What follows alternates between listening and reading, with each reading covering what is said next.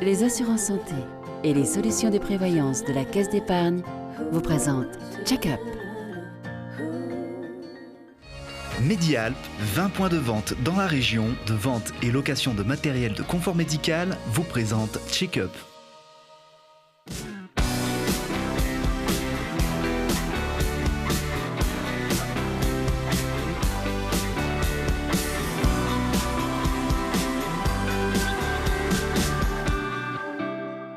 Bonsoir à tous, je suis très heureuse de vous retrouver dans un nouveau numéro de Check-up, le magazine de la santé et de l'innovation au service de la santé.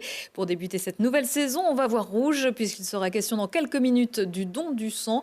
Je recevrai une représentante de l'EFS, l'établissement français du sang, et la présidente de l'Union départementale des donneurs de sang bénévoles de l'Isère.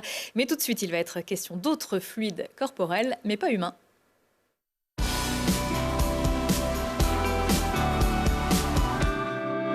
Arachnophobes, ophiophobes et autres phobiques des petites ou grosses bêtes qui piquent et qui mordent. Le sujet qui suit n'est peut-être pas fait pour vous.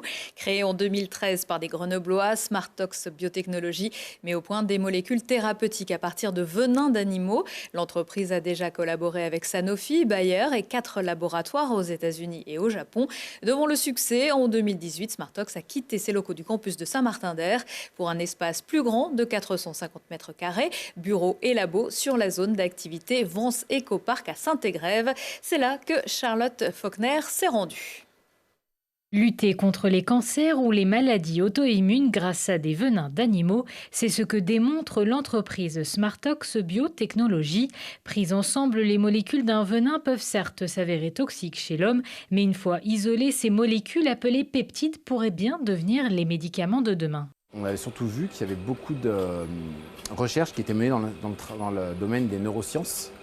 Et donc c'est de là qu'est partie finalement l'idée, de se dire les molécules présentes dans les venins d'animaux peuvent permettre de diminuer la douleur, mais peut-être qu'elles peuvent également aider à d'autres pathologies comme le cancer, comme Parkinson, Alzheimer ou d'autres types de maladies de ce type-là. L'entreprise travaille principalement avec des venins de serpents, de scorpions ou encore d'araignées. Les venins des 4 coins de la planète sont reçus sous forme lyophilisée. Le but est par la suite de séparer toutes les molécules. Il faut savoir qu'un venin, c'est environ 500 molécules différentes. Et comme je le disais tout à l'heure, nous on s'intéresse qu'il y a finalement une seule molécule sur ces 500. Donc finalement la première étape, et l'une des plus complexes, ça va être d'isoler chacune des molécules, d'accord ? Donc pouvoir toutes les séparer pour ensuite tester leur activité biologique, une par une, et plus par venin dans leur globalité. Une fois les peptides identifiés, l'étape suivante est le test biologique pour savoir sur quelle pathologie les molécules pourraient avoir un effet bénéfique. Par exemple, on va travailler sur le cancer, et donc on va tester toutes les molécules pour voir quelles sont les molécules qui pourraient permettre de traiter le cancer. Et une fois qu'on a identifié un composé, on va devoir le caractériser. Donc sur ces animaux-là, on ne connaît rien, donc il faut ensuite ce qu'on appelle séquencer la molécule, c'est-à-dire lui donner une identité pour pouvoir la reproduire chimiquement en grosse quantité et poursuivre les études. Aujourd'hui, il y a déjà des médicaments issus de la recherche sur les venins sur le marché, comme l'antidouleur Prialt issu d'un escargot de mer ou encore l'antidiabétique Vieta provenant d'un lézard. Smartox Biotechnologie s'apprête quant à elle à déposer son premier brevet dans le domaine de l'épilepsie chez l'enfant. Et Smartox a obtenu au printemps dernier le prix spécial du jury des trophées du Rotary. On marque une petite pause et on se retrouve pour parler du don du sang.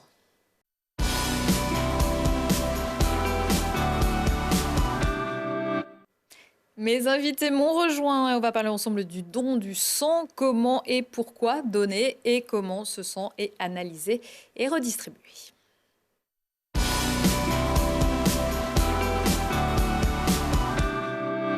Plusieurs fois dans l'année, l'établissement français du sang et son antenne locale basée à La Tronche nous alertent sur les besoins en sang et dans la mesure du possible, nous essayons de relayer ces appels aux donneurs. Alors aujourd'hui, nous avons décidé de donner un peu plus de place à ce sujet avec un dossier spécial.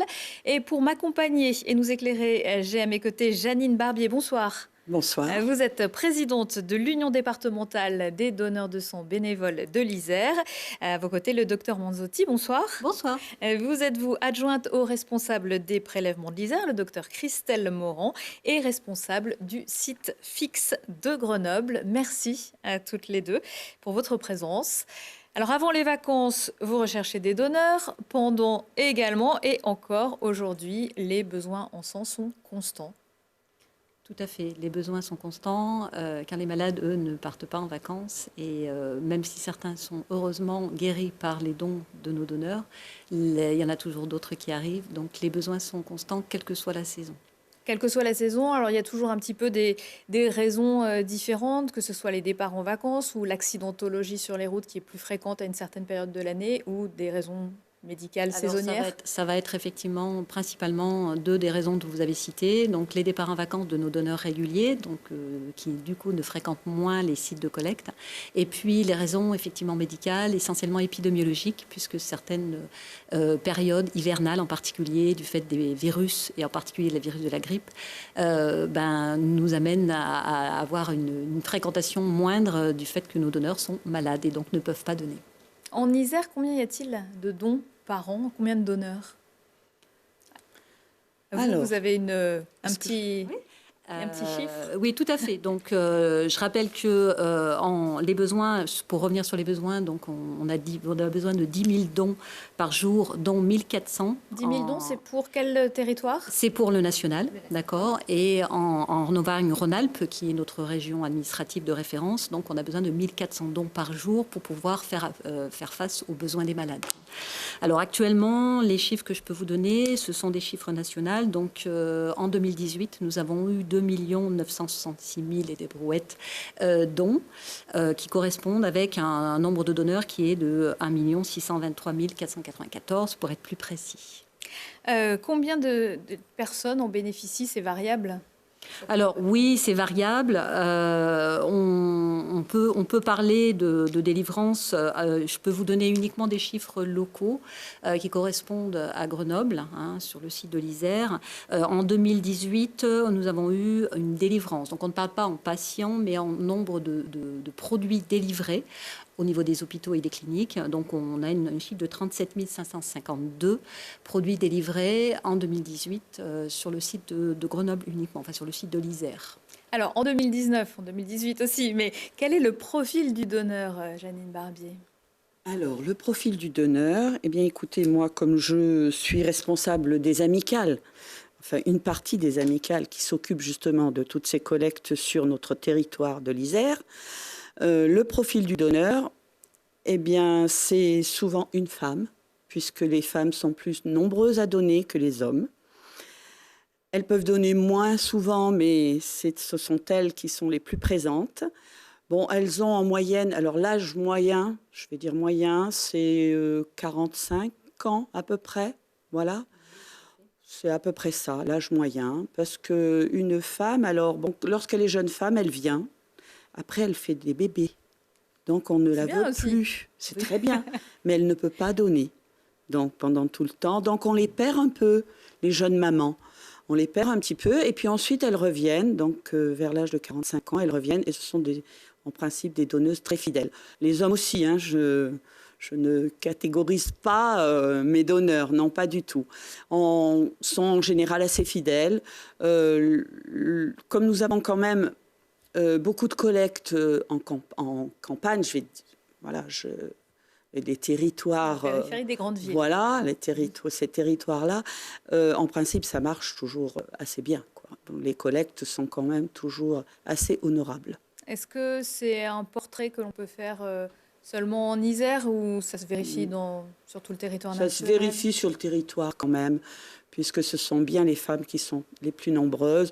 Les hommes les rattrapent un petit peu, hein. On va dire que les femmes sont à 52%. On va lancer un concours. Voilà, les femmes sont à 52%, les hommes à 48%. Ils doivent bientôt arriver à 49%. Je pense que ça va bientôt se mêler, voilà. Mais la parité. Voilà, aussi, pour le don du sang. peut-être. Alors, l'EFS et l'Union départementale des donneurs de sang bénévoles organisent toute l'année, vous l'avez dit, des collectes. Il y en a combien par jour en Isère? Alors, on organise en moyenne selon les périodes, puisque vous parlez du profil donneur. Évidemment, dans certaines périodes de l'année, on va dans les entreprises dans les lycées, dans les facs. Donc, dans ces cas-là, le profil change un peu. Ce sont des donneurs plus jeunes. Mais en période d'été, ils ne sont pas là. Donc, ce sont des collectes qui se font beaucoup le matin. Donc, en moyenne, on peut avoir entre 2 ou 3 collectes. Le plus fort de l'année, on a 2 collectes mobiles le matin et 2 collectes mobiles l'après-midi, la plupart du temps en commune. Sans compter, bien sûr, le site fixe qui accueille les donneurs toute l'année, tous les jours, sauf le dimanche. Alors, quand on est patron d'une entreprise et qu'on souhaite faire venir une collecte de sang, il suffit de vous contacter, c'est assez simple ? C'est assez simple. Après, il y a une logistique quand même à observer. Donc, il faut simplement contacter l'établissement français du sang. Nous avons un service donc de communication avec lequel ils pourront discuter de la faisabilité. Et ensuite, un service d'organisation collecte qui sera à même de lui répondre pour l'organisation de cette collecte au sein de l'entreprise. On a tout à fait la possibilité aussi, si l'entreprise est assez proche du site fixe, de proposer des collectes dédiées à cette entreprise, c'est-à-dire d'accueillir les donneurs de cette entreprise sur le site fixe avec des créneaux horaires éventuellement qui leur sont réservés. Les donneurs, est-ce qu'ils ont vraiment l'impression qu'ils sont bénévoles, ils sentent qu'ils remplissent leur devoir, qu'ils font une bonne action en donnant ? Tout à fait. Moi, j'ai souvent, je peux en parler, j'ai eu ma collecte lundi et j'ai eu beaucoup de premiers dons, de jeunes donneurs, donc de jeunes qui venaient d'avoir 18 ans. Donc très fiers de donner. Ils venaient il y a 2 jeunes qui sont venus avec leur maman, puisqu'elle était donneuse.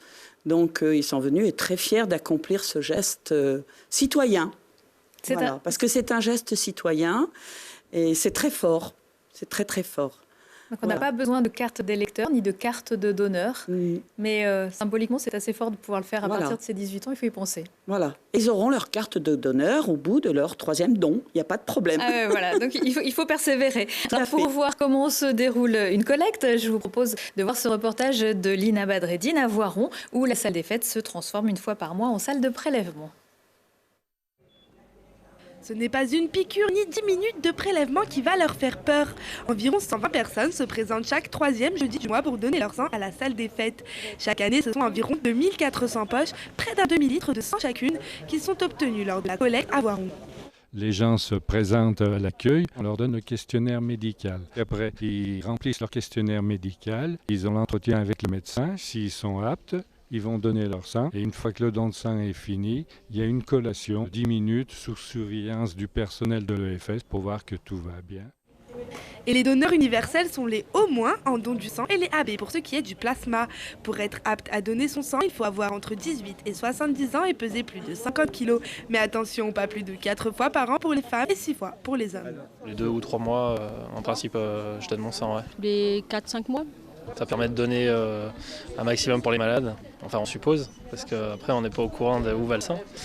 Si c'est pour des transfusions, pour soigner des blessés ou choses comme ça, mais après le reste je ne sais pas très bien en fait ce qu'ils en font. Les poches de sang vont ensuite être distribuées alors assez rapidement. Avec une poche de sang en fait on va séparer les éléments, c'est-à-dire qu'on va faire des poches avec des concentrés de globules rouges. On fait souvent avec la poche une petite poche de plasma et puis de temps en temps si on veut des poches de plaquettes. Ce sang va être remélangé en fonction des groupes et des sous-groupes pour faire des grosses poches de sang total, de plaquettes et de plasma. Les besoins sont constants et augmentent pendant les vacances à cause des épidémies de grippe et gastro-entérite qui entraînent une baisse du nombre de donneurs. Alors, on va détailler dans un instant quelques-uns des points qui ont été abordés dans le reportage de Lina. Mais depuis quelques années, on constate quand même qu'il y a de moins en moins de donneurs. Pour quelles raisons, selon vous ? Alors, je pourrais peut-être apporter quelques éléments qui ont été quand même étudiés au sein de l'établissement français du sang. Un des éléments est essentiellement sociologique. Les donneurs le don du sang est un acte citoyen, mais qui prend du temps, malheureusement. Enfin, j'allais dire malheureusement, qui demande de déposer les armes, en quelque sorte, de stopper un petit peu l'activité et de venir donner son sang, donc de façon bénévole. Donc, c'est un don de sang et aussi un don de temps, en quelque sorte. Donc, et c'est vrai que quand on interroge un petit peu les donneurs, et le temps, on en a de moins en moins. Donc ce temps qui est dédié à cet acte citoyen est de plus en plus difficile à trouver. C'est un des éléments qui peut expliquer la baisse de la fréquentation des sites de collecte. Est-ce que les jeunes sont moins sensibilisés malgré le fait que vous avez rencontré des jeunes de 18 ans ou Non, je ne pense pas, parce que lorsque l'établissement français du sang fait des collectes sur le campus, ce sont toujours des très très bonnes collectes. Et pour ma part, moi qui vois un petit peu ce qui se passe en collecte, non, il y a toujours des jeunes. Mais après, vous savez, les jeunes, le problème de la jeunesse, c'est que la jeunesse voyage beaucoup. Donc c'est déjà un mauvais point pour le don de sang. Pour le don de sang. Tout dépend dans quel pays le voyage a été effectué. Et puis, ils vont faire des études un peu plus loin. Et après, très souvent, au moment des études, on travaille beaucoup et on ne pense pas toujours à aller donner son sang. Sauf qu'au niveau de l'établissement français du sang de Grenoble, ils sont quand même situés proche de l'arrêt de tram. Donc, sur la ligne qui mène au domaine universitaire. Donc, je reconnais que ça, c'est un avantage pour le site de Grenoble. Voilà. Mais les jeunes, on ne peut pas dire qu'ils ne viennent pas. Ils viennent, mais ils sont moins fidèles. Voilà. Si vous voulez, l'acte de donner, actuellement, c'est vrai que se pose surtout sur un acte impulsif. Donc c'est très bien, on est ravis, mais il est important de transformer cet acte impulsif en un acte régulier. Actuellement, nous avons un nombre moyen de dons par donneur qui est de 1,85, donc ça c'était les chiffres de 2017. Et ici sur l'Isère, pour les dons sur Grenoble, on est à 1,52. Ça veut dire que si on arrivait à un chiffre au-dessus de 2, c'est-à-dire un nombre de dons par donneur plus important, on aurait moins besoin de faire appel, effectivement, et de faire des campagnes d'urgence. Donc, l'important, c'est venir donner, oui, mais surtout venir redonner. C'est fidéliser. Voilà, c'est la fidélisation.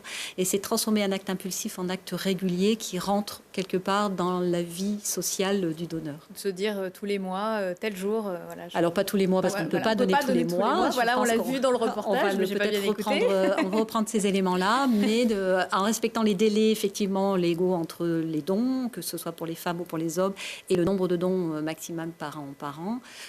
Oui, l'important, c'est effectivement de pouvoir revenir régulièrement pour donner son sang. Ce délai, rappelez-le.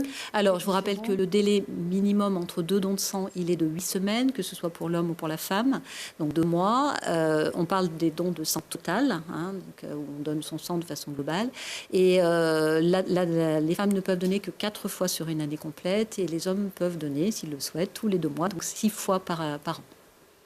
Donc, donner son sang, là dans le reportage, Lina nous disait une dizaine de minutes, c'est un petit peu plus long que ça. Alors, le don en lui-même dure effectivement 10 minutes. C'est l'acte de prélever qui dure 10 minutes. Une fois qu'on est installé, le sang coule, on recueille la poche et on vous libère au bout de 10 minutes. Mais effectivement, le parcours du donneur prend un petit peu plus de temps. Un parcours donneur, au total, ça dure 45 minutes. Donc, c'est pas énorme.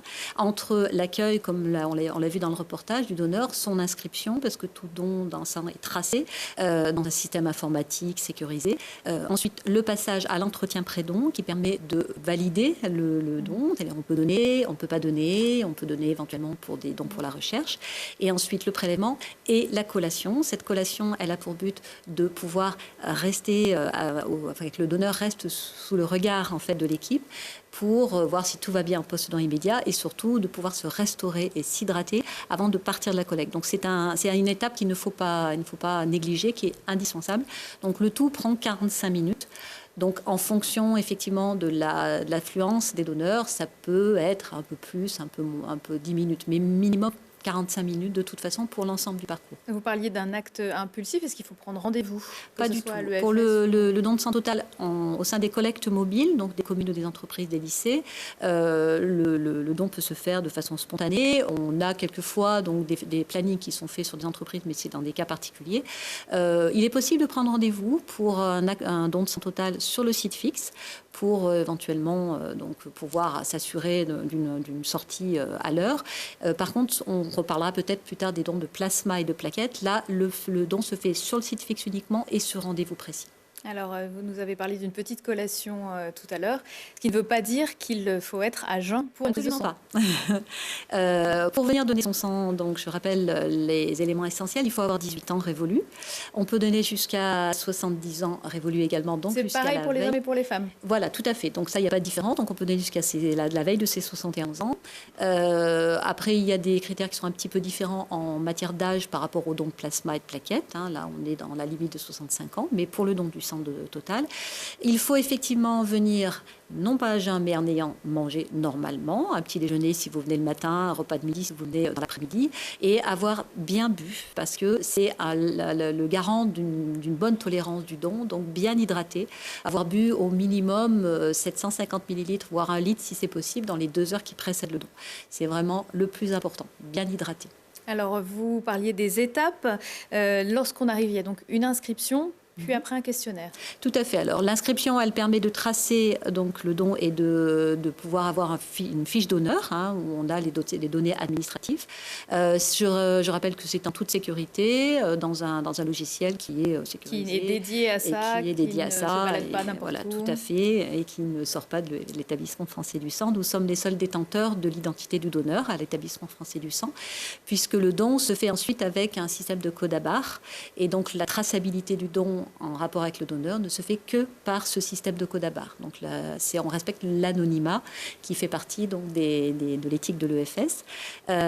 Donc le questionnaire médical, il est destiné à préparer l'entretien pré-don. Cet entretien il est effectué par... Alors c'est un papier, un questionnaire 4 pages qui retrace les antécédents du donneur et les éléments éventuellement récents, voyage, pathologie, infection, qui permettent de savoir si le donneur peut être pris en don de sang ou s'il existe des contre-indications temporaires ou définitives, puisque certains donneurs peuvent ne pas donner. Il peut y avoir des contre-indications qui sont liées à leur état de santé et donc qui nous empêchent de prélever, mais il y a surtout des contre-indications temporaires liées à des infections, des voyages qui vont nous empêcher de prendre le don pour des questions de sécurité transfusionnelle, c'est-à-dire qu'on n'est pas sûr que le sang soit suffisamment sécuritaire pour pouvoir le donner à un patient. Ce sont des personnes qui ont voyagé dans des pays où on peut... Alors les principales contre-indications temporaires, ce sont effectivement les voyages. Ces voyages vont amener le donneur à être exposé à des risques. Alors les principaux risques, ce sont bien sûr le paludisme, la maladie de Chagas qui se retrouve en Amérique du Sud. On retrouve la dengue, le chikungunya. On a un petit virus que tout le monde ne connaît pas, qui est le virus West Nile, qui est assez représenté actuellement donc, en Europe et dans le sud de la France. Et puis d'autres risques comme le risque Zika, donc, qui sont évalués en fonction donc, des risques épidémiologiques qui nous sont envoyés par l'Organisation mondiale de la santé. Et donc en fonction des voyages, on peut être amené à contre-indiquer un donneur pendant une période de 28 jours jusqu'à 4 mois en fonction de l'origine de son voyage. Donc pendant cette période-là, pour être sécuritaire, on ne prélèvera pas pour transfusion. On en reparlera peut-être plus tard, mais on a la possibilité éventuellement de prélever quand même pour une destination pour la recherche. Est-ce que certains soins aussi Alors, parmi ces contre-indications les plus fréquentes, effectivement, lorsque vous avez eu une intervention chirurgicale, une hospitalisation prolongée, éventuellement un piercing, un tatouage, on voit de plus en plus ou de un gens examen, qui ont des tatouages. Un examen de coloscopique, fluoroscopique. Donc ça, c'est une contre-indication aussi par mesure sécuritaire. Donc ça, c'est pendant une période de 4 mois. Après, certaines interventions ne contre-indiquent que pendant quelques mois. Donc ça, c'est vraiment le médecin ou l'infirmière ou l'infirmier qui sont habilités pour l'entretien pré-don qui vont informer le donneur qu'il est contre-indiqué pendant telle ou telle période.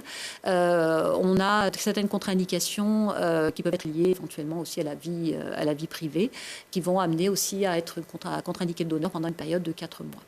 Alors, la législation est en cours de changement pour les personnes homosexuelles qui souhaitent donner leur sang. Tout à fait. Donc, les hommes qui ont des rapports avec d'autres hommes sont actuellement, donc, depuis déjà l'année dernière, donc, accueillis pour le don du sang, puisqu'ils étaient contre-indiqués définitivement auparavant.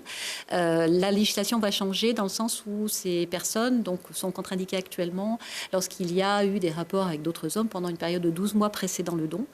C'est encore actuellement le cas jusqu'au 1er février 2020, où la législation va nous permettre d'accueillir ces personnes, donc ces hommes qui ont des rapports avec d'autres hommes, avec la même contre-indication que pour les 2 autres donneurs, avec une contre-indication de 4 mois. Alors, dans ce questionnaire, on nous demande également notre groupe sanguin. Est-ce que alors, il n'est pas vraiment demandé, le groupe sanguin. Voilà, si il n'est pas vraiment demandé, puisque nous, tout nous intéresse. Bien entendu, effectivement, certains groupes sont peut-être un peu plus utiles pour 2 raisons. Alors, le premier, effectivement, on l'a vu dans le reportage, c'est le groupe sanguin qui est le donneur universel, parce qu'en fait, l'avantage, c'est qu'on peut on peut effectivement le transfuser à tout donneur sans risquer trop de réaction, à tout receveur, sans risquer de réaction d'histocompatibilité. On en reparlera peut-être plus tard. Mais je rappelle que plus de 56% des transfusions qui sont réalisées à partir des produits sanguins labiles qui sont fabriqués à partir des dons du sang, ce sont des transfusions programmées à partir des groupes sanguins donc du donneur et du receveur identique. Donc on a besoin de tout, parce que les malades, ils sont aussi A+, ils sont aussi A-, ils sont aussi B-. Donc tous les donneurs sont les bienvenus, même des groupes sanguins qui sont un peu plus rares.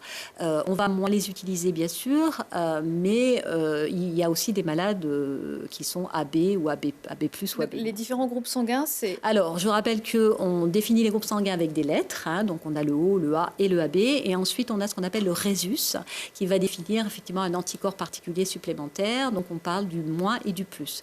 Les plus représentés en France, puisque la répartition de la fréquence des groupes sanguins n'est pas la même en fonction de l'origine géographique. En France, c'est le A+, qui est le plus représenté en augmentation, enfin en fréquence de groupe sanguin, et le O+. Donc c'est vrai que du coup, c'est des donneurs qui sont un peu plus recherchés, puisqu'il y a plus de malades de ce type de groupe sanguin. Mais sinon, les O- sont bien sûr le bienvenu, et tous les autres groupes aussi. Donc, quel que soit votre groupe sanguin, vous pouvez donner votre sang. Même si vous n'êtes pas donneur universel, vous êtes la bienvenue. Alors, Janine Barbier, quand vous voyez arriver des A+, des O-, vous leur faites une haie d'honneur, vous prélevez plus de poches.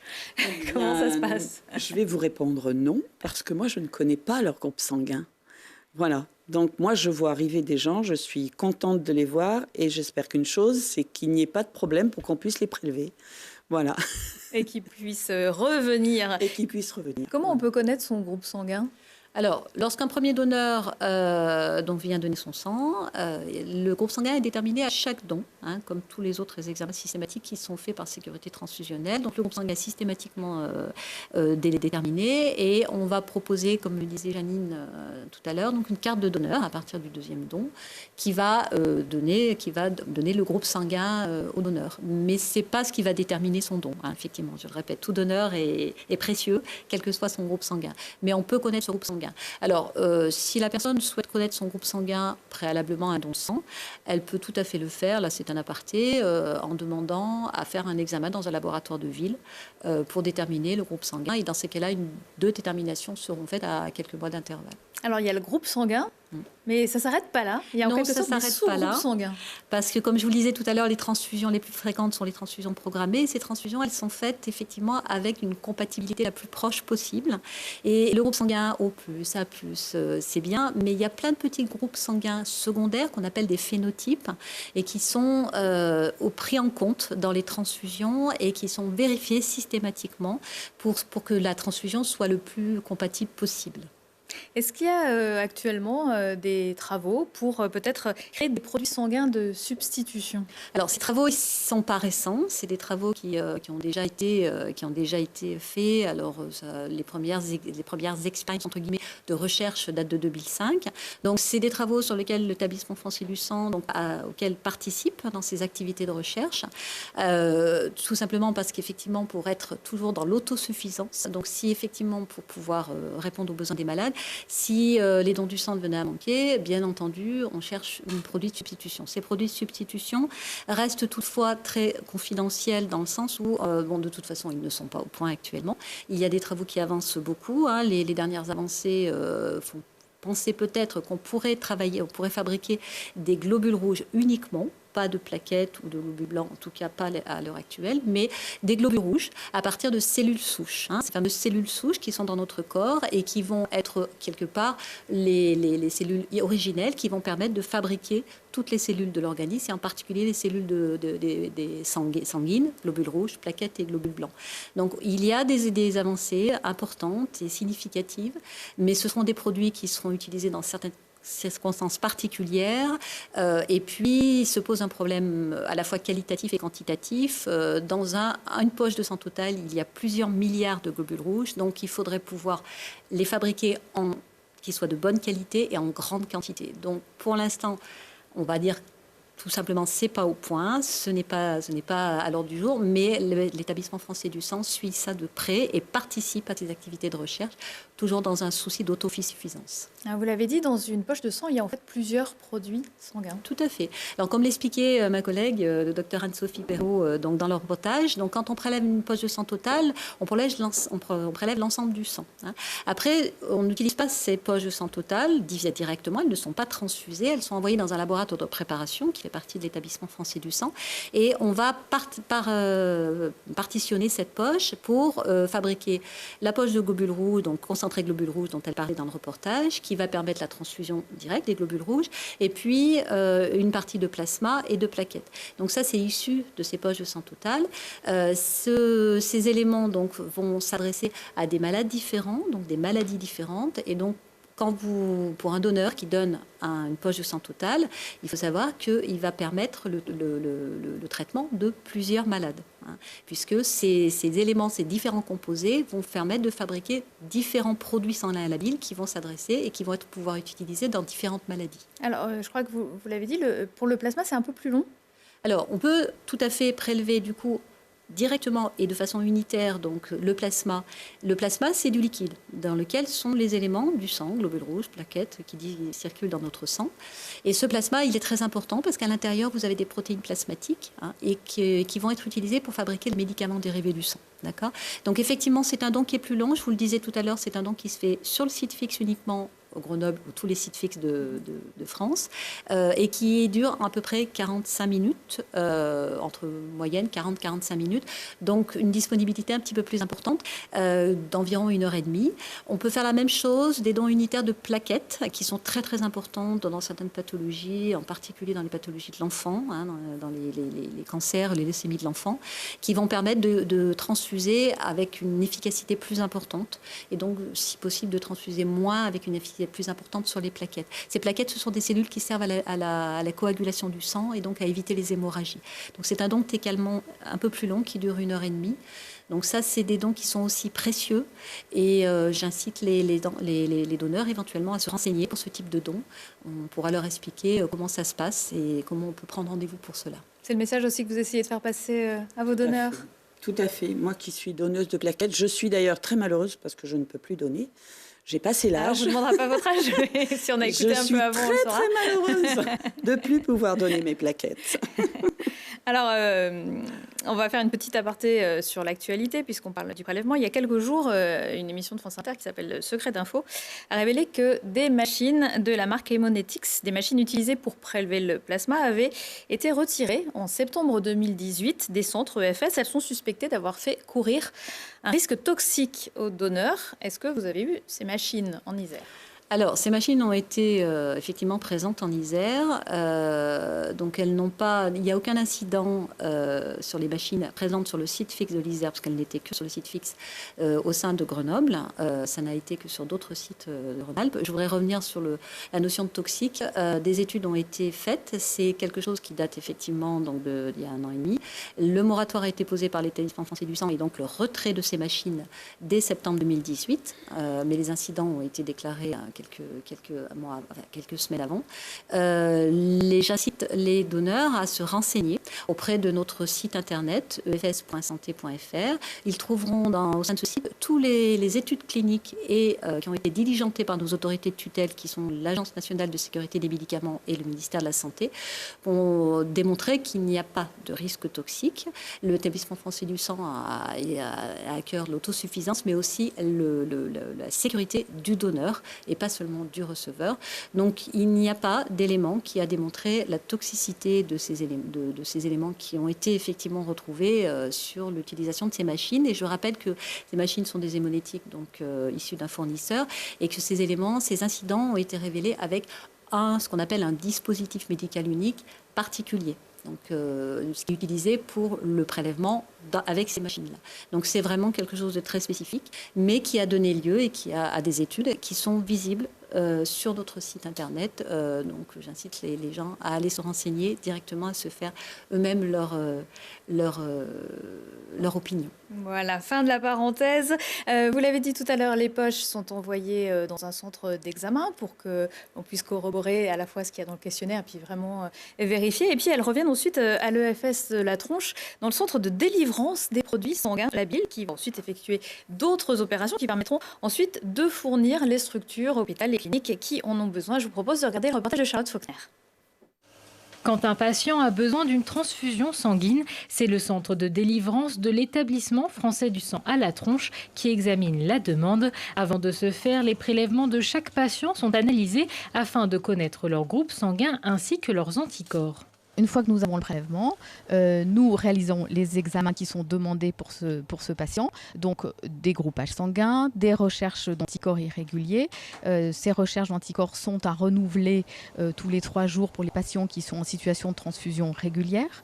Donc ces anticorps peuvent changer à tout moment chez les patients et peuvent apparaître au cours des épisodes transfusionnels des patients. En moyenne, il faut compter 1 heure de temps pour que le centre délivre la poche de sang la plus adaptée aux patients, un temps qui peut s'avérer plus long pour certains résultats complexes. Pour certains patients qui présentent des caractéristiques plus complexes, nous sommes obligés de travailler plusieurs heures, voire plusieurs jours, sur des prélèvements pour affiner les recherches, pour affiner les caractéristiques du patient et pour trouver le meilleur produit pour le patient et pour assurer sa sécurité transfusionnelle. Une fois les analyses effectuées, les poches de sang seront ensuite affectées au bon patient. Une dernière étape très minutieuse. On sélectionne les poches qui vont bien avec le patient, donc le groupage, le phénotype. On regarde que les analyses soient correctes, c'est-à-dire la validité des RAI de 72 heures. Et ensuite, on délivre la poche au patient en respectant bien l'identité, la date de naissance. Ouvert 24 heures sur 24, le centre effectue 200 à 300 analyses journalières et délivre 120 à 130 produits sanguins chaque jour. Docteur Manzotti, il y a des analyses jusqu'au dernier moment, jusqu'au bloc. Tout à fait. Donc, comme le montre le reportage, donc les analyses sont faites de façon au fil de l'eau, de façon régulière, donc tout autant au niveau des différentes étapes de fabrication de ces produits sanguins labiles. On ne l'a pas dit tout à l'heure, mais je rappelle que les produits issus du don sont vérifiés. On a des analyses systématiques. On a parlé du groupe sanguin tout à l'heure, mais je vous rappelle qu'on fait aussi des analyses systématiques concernant le VIH, l'hépatite B, l'hépatite C, la syphilis et d'autres analyses circonstancielles en fonction des voyages.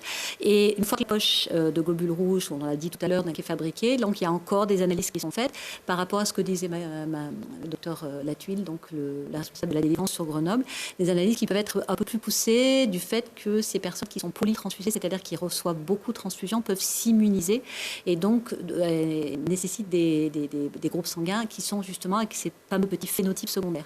Et la dernière analyse, l'ultime analyse, elle est faite au lit du malade, c'est-à-dire que même si toutes les analyses ont auparavant été faites, les vérifications d'identité, les vérifications de code à barre, au lit du malade, il est fait une ultime vérification pour être sûr qu'on est bien dans le bon groupe sanguin à chaque transfusion. Et je crois qu'il existe une valise d'urgence. Une valise d'urgence. Oui, c'est-à-dire avec un mélange qui pourrait éventuellement convenir à tout le monde si on n'a pas le temps de faire des analyses oui, plus c'est-à-dire poussées. oui, effectivement, tout secteur hospitalier a la possibilité, en cas d'extrême urgence, donc ça c'est le ressort des systèmes de santé d'urgence, de pouvoir transfuser. Alors soit à ce moment-là du plasma de groupe AB, donc plasma universel, soit éventuellement un groupe sanguin phénotypaire le moins immunologique possible pour répondre à une extrême urgence de transfusion. Les produits sanguins ont une date de péremption, j'imagine, une fois qu'ils l'ont franchie. Tout à fait. Donc, une fois qu'ils sont fabriqués, donc le concentré de globules rouges dont on parlait tout à l'heure a une péremption de 42 jours. Donc, il doit être délivré auparavant, mais ce qui est souvent le cas. Les plaquettes, toute la difficulté justement de ce type de produit, c'est qu'ils ne se gardent que 8 jours. Donc, il faut prélever, préparer et transfuser très rapidement, donc d'où la nécessité vraiment de d'autres plaquettes réguliers quotidiens. Le plasma a la possibilité soit d'être envoyé au laboratoire de fractionnement biologique qui fabrique des médicaments dérivés du sang, soit d'être congelé pour faire du plasma sécurisé. Et là, on a la possibilité de le garder jusqu'à 1 an. Est-ce qu'il peut vous arriver de demander à l'Union départementale des donneurs, d'appeler des donneurs pour une urgence, une opération programmée pour des plaquettes Alors, Tout à fait. On a la possibilité, on peut tout à fait faire ce qu'on appelle des dons dirigés, des dons de plaquettes compatibles ou parfois des dons avec des sangs qui sont rares, dits rares. Et à ce moment-là, donc on les connaît, on a des donneurs référencés. Et dans ces cas-là, effectivement, ces donneurs sont appelés spécifiquement, individuellement, ils sont convoqués et ces dons sont dirigés directement vers un patient particulier parce que ce patient a des besoins spécifiques. Voilà. Alors le dernier message, bien sûr, c'est de dire que le don du sang, on le rappelle, c'est un message citoyen, c'est un acte citoyen. Voilà. Merci beaucoup Janine Barbier et Catherine Manzotti pour toutes vos explications. Merci à vous de nous avoir suivis. On se retrouve rapidement pour un nouveau numéro de Check-up avec, on l'espère, le retour de Vincent Templard. Et en attendant, portez-vous bien.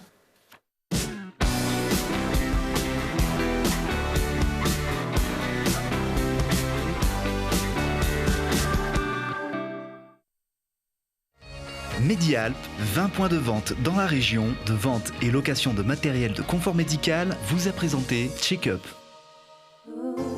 Les assurances santé et les solutions de prévoyance de la Caisse d'épargne